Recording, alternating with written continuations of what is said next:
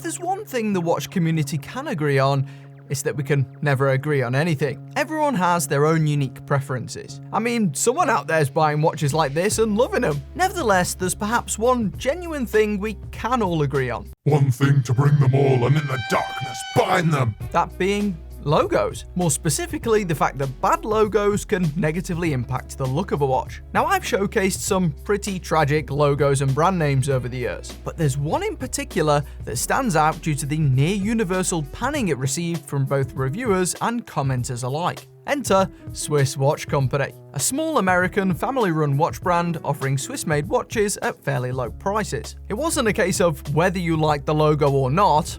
Nobody liked it. It was more a matter of how much you disliked it, and could you tolerate it. While the brand name itself has also come under fire for its genericness, it's undoubtedly the cartoonish typeface and icon that were the leading cause for complaint, with a look straight out of a Windows 95 clip art menu. It's a shame too, because the consensus on build quality was usually the opposite. The Trench and Arc watches I previously reviewed were very well made with impressive features and AliExpress rivaling specifications, despite being Swiss made. With a particularly thin case that boasted a steel-like final appearance, the Trench is still the best finished titanium watch I've seen to date, beating out many larger or more expensive brands. Outside of the disastrous branding, it was even pretty attractive in every other way. Nonetheless, I was still with the crowd. I simply couldn't buy or wear a watch with that monstrosity sitting there on the dial. As I see it, watches are outdated technology. You buy one as much for looks as anything else, and the appeal of Swiss Watch Company was completely stymied by this botched branding.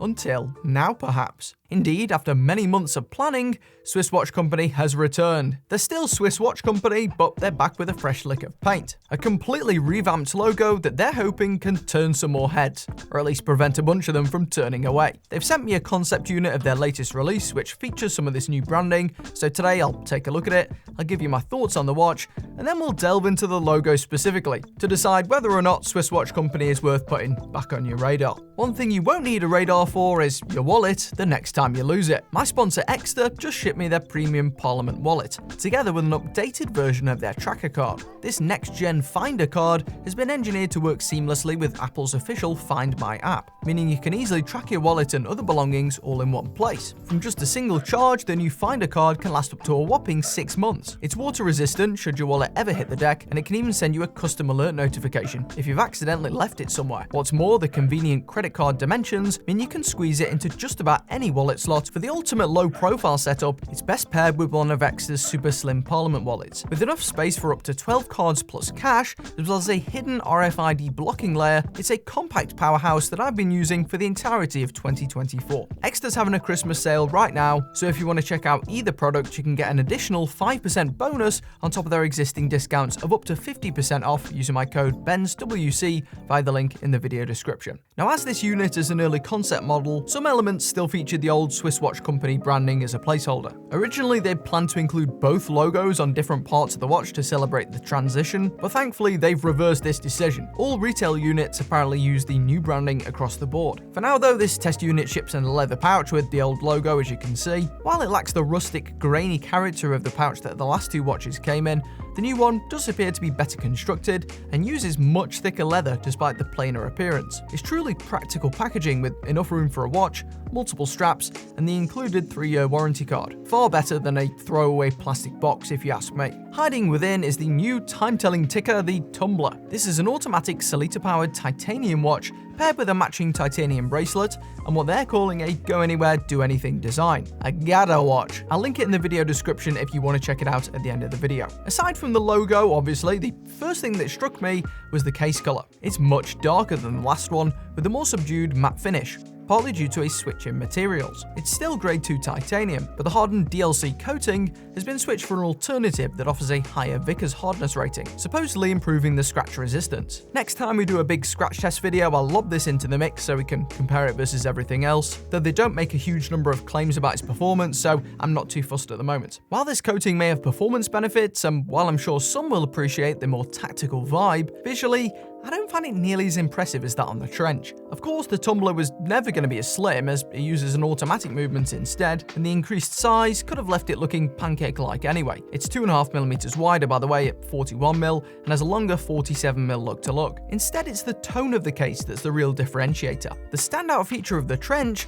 was that case trickery. It looked just like stainless steel, retaining that classic high-contrast, light-catching shimmer to such an extent that I had to check the spec sheet numerous times as I got some of the old imposter syndrome with it. The illusion was that convincing. With the Trench, you got the best of both worlds, but this new one, not so much. The tumbler case is far duller, and while that may be intended to match the theming, the final result lacks the same level of finesse. While it's less performant, the Trench just looks cleaner and more premium than the tumbler, and the two are side by side. That's not to say the finishing is poor on a technical level. For a titanium watch, the brushing and polishing is excellent, just like last time, and Swiss watch company has also done a good job of matching the bracelet. Unlike some titanium watches, Citizen for instance, this titanium bracelet is well tailored to the case, particularly as far as coloring goes. It's got screw links, which is good for hassle-free alterations, and even boasts a titanium clasp to reduce the weight even further. When sized for my tiny 6¼ inch wrist, the tumbler weighs in at a quartz rivaling 94 grams. Larger watches don't get much lighter than this. While it only has 2 micro-adjustment holes, which is a bit disappointing, it does at least have some half-sized links you can play with to find a good fit. And again,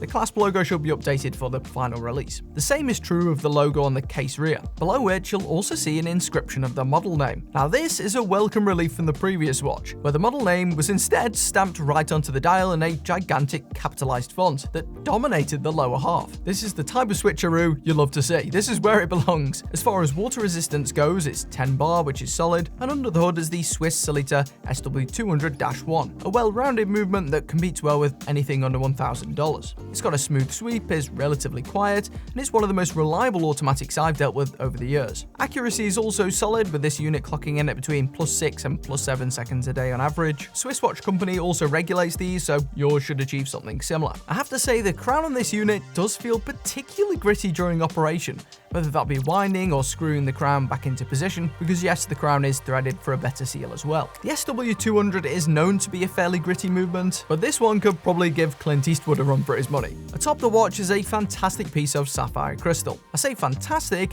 as it has barely any haze and deals superbly with the reflections, giving you a truly crystal clear look at the dial below.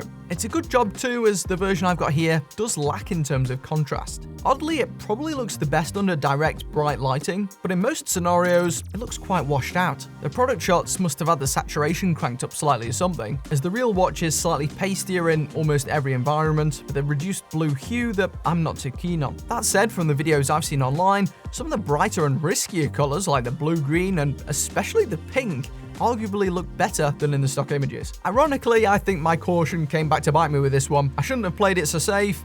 I might have ended up with the worst colour here. Now we'll get to the rest of the dial in a moment, but we've got to look closer at that logo, haven't we? It's the whole point of this video after all, so here's what they came up with. Now I'd love to hear what you guys think of this in the comments section. As you can see, both parts of the branding have been overhauled. Gone is the overcrowded, cartoonish text, and in steps a shorter 2-line alternative, presented in a much more professional typeface. This alone looks far neater and better spread, helping the brand look much more upmarket. But there's also another equally impactful change sitting right above it. Now my wife said not to say this, but I'm gonna say it anyway. I never quite knew what the last symbol was meant to be, and to be honest, I thought it looked more like an illustration of a tensing anus than anything else. Either that or perhaps a beetle or a rugby ball or something? That's not the kind of confusion you want to have. Thankfully, they've now reined this back to simply the central star icon, representing a beacon of light according to the brand, tying into their slogan of Beyond Tradition. Apparently, the previous logo was also supposed to represent this, but I can't say it was very effective. The difference here is just night and day, isn't it? While these moves are, of course, entirely in a positive direction, I still wouldn't say the revamped branding is my favorite or top tier or anything like that. Other brand names and logos still look and sound better to me. That said, the main job of branding on watches is to display the brand name without it being offensive or distracting to the extent where it detracts from the watch's design. In very few cases does it contribute to the styling of the piece, right? I've seen the sterile dial watches you can buy on AliExpress, the ones without a logo, and they always look too vacant to me. I think watches need that text and branding to provide some identity and to visually plug the gaps. To those ends, I think the rebrand succeeds. I asked if they were going to bring this new branding over to previous watches in their range, and they beat me to the punch. It's already on one of their older watches, the Bunker, and wow, what a transformation. It's gone from eyesore to eye candy with the flick of a switch. On my watch, the logo is a bit tricky to see as it's small and a similar color to the dial. For models like this, it could be boldened or brightened a little to aid legibility. The remainder of the dial sits halfway between a field watch a la Tudor Ranger and some of the more playful, minimalist designs offered by brands like Nomos, with the stereotypical big numbers at 3, 6, 9 and 12. It's one of their more experimental designs to date, and one of their best looking, with some interesting elements like a textured central arena surrounded by a light-catching sapphire ring. The markers also have this two-tier construction, where the loomed portion placed atop is smaller than the shape beneath, creating this three-dimensional border effect. While I do like this, as I alluded to earlier, I prefer the look of the watch in the photos, where the saturation and contrast of most of these areas seems to have been boosted. They need to apply those filters to this grey version in real life. The stone-coloured loom might be nice enough, but they need to crank up the saturation with almost everything else. At present, the orange-tipped second hand, which I'm assuming is meant to match the undertone of those bordered markers, is far more saturated and it kind of sticks out a little bit. In the pictures, these two things are a much closer match. The handset itself, though, is attractive and cleaner than that on the Trench watch, and I just generally appreciate the slicker look without an obnoxious model name blasted onto the bottom half. The finished look is fairly versatile, as they mentioned, though I feel a switch to the previous steel-looking titanium would have been a better fit for this use case, even if it meant reduced hardness. As Jody pointed out on Just One More Watch,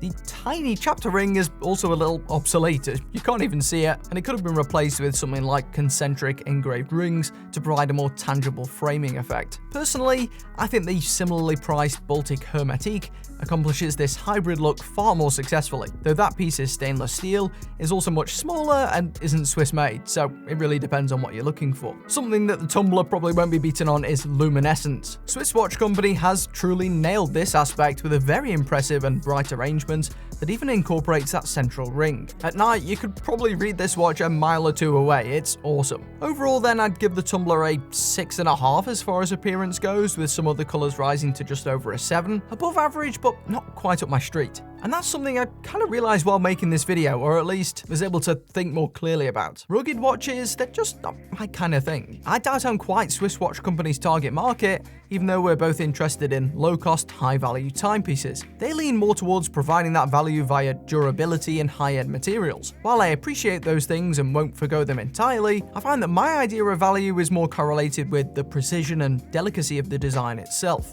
If I want a hardy watch, I'll just lob on a digital instead. That said, I think Swiss Watch Company has managed to remove its major branding roadblock, so future releases from this brand can finally be put back on the radar. It's not an immediate veto. For now, I'll link the Tumbler in the video description if it sounds up your street, and hopefully I'll find the time to scratch test this up against some other options as well. For now, you should check out the video on screen where I do just that to two Citizen titanium watches, and the results, well, they're pretty shocking.